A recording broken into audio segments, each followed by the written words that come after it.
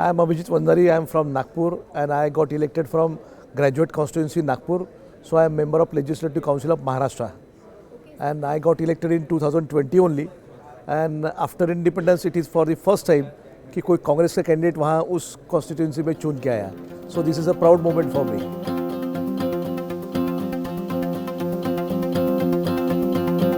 वैसे तो मैंने काफ़ी इलेक्शंस लड़े हैं. मैंने विधानसभा की भी 2 बार चुनाव लड़े हैं. मैंने कारपोरेशन का भी चुनाव लड़ा है.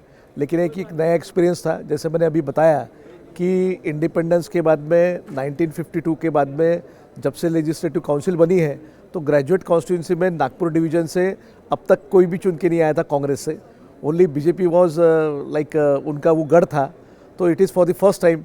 तो वो ब्रेक द आइस वाला जो सिस्टम था वो मैंने किया. मैंने उसमें काफ़ी मेहनत की. 1.5-2 साल मैंने उस मतदार संघ को उसको नर्स किया. I did registration process very well. और 6 जिलों का बड़ा चुनाव होता है, ये डिवीज़न का चुनाव होता है, इसलिए संपर्क बहुत करना पड़ता है. तो 2 साल मेहनत करने के बाद में मुझे ये फल मिला है.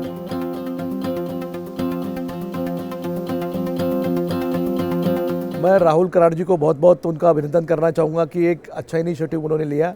नेशनल लेजिस्लेटिव काउंसिल के कॉन्फ्रेंस के माध्यम से उन्होंने एक नई नींव अपने देश में रखी है.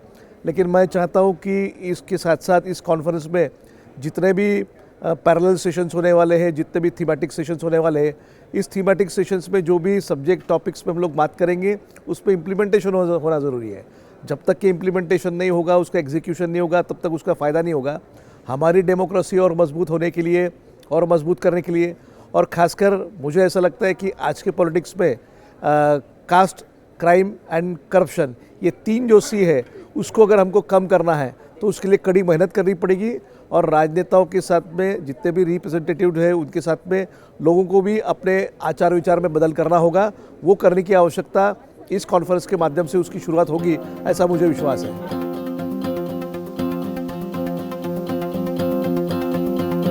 चैलेंजेस मैंने कहा कि कॉन्स्टिट्यूंसी वो नई थी. एक तो ग्रेजुएट कॉन्स्टिट्यूंसी वो हमेशा बीजेपी का गढ़ रही है, लेकिन उसमें मैंने काम करना वो मैंने कर लिया है. लेकिन साथ साथ में वो कॉन्फिडेंस मुझ में डेवलप हुआ इसलिए क्योंकि वो कॉन्स्टिट्यूंसी में अब तक किसी भी ग्रेजुएट्स का किसी ने फ़ायदा नहीं कराया था. ग्रेजुएट्स की तरफ में जो विशेष ध्यान देना चाहिए था, उनको जो उनका पीजी का क्वालिफिकेशन एक्वायर करने के लिए या बहुत सारी हमारे देश में जो कॉम्पिटिटिव एग्ज़ाम्स है उस एग्ज़ाम्स की तैयारी के लिए या फिर उनके रोज़गार के लिए, ये सब चीज़ों के ऊपर जो ध्यान देने की आवश्यकता थी वो आज तक किसी ने नहीं की. उसमें ध्यान देने का काम हम लोगों ने किया है और पिछले 2.5 साल से हम लोग इस पर अच्छा काम कर रहे हैं. हमने बहुत सारे रोज़गार मेड़ावे लिए हैं. उसके माध्यम से हमारे यूथ को हम लोगों ने प्रॉपर जगह पर उनको वैकेंसीज़ को उनको देकर उनको सामने लाने का प्रयास किया है. तो बहुत सारे ऐसे चीज़ें हैं.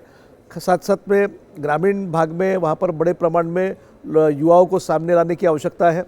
पब्लिक लाइब्रेरीज़ है. पब्लिक लाइब्रेरीज़ ये जो है सबसे इग्नोर्ड ऐसा एक सब्जेक्ट था जो हम लोगों ने उसको सही प्लेटफॉर्म पे लाया.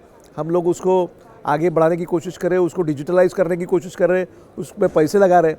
और इससे असल अलग अलग उपक्रमों के साथ में हम लोग युवाओं को साथ में जोड़ने का प्रयास इसी के माध्यम से करना चाह रहे हैं.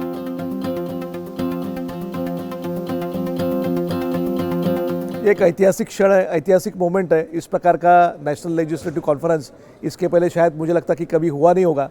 और ये अच्छा है कि देश के सभी राज्यों से विभिन्न संस्कृति वाले, विभिन्न भाषाओं वाले सभी के सभी विधायक यहाँ पर इकट्ठा हुए हैं. अपने अपने विचार रखेंगे. अपने अपने स्टेट में जो अच्छी पॉलिसीज़ है उसका विचार हम लोग साथ में मिलकर करेंगे और अपने देश को आगे बढ़ाने का हम लोग प्रयास करेंगे.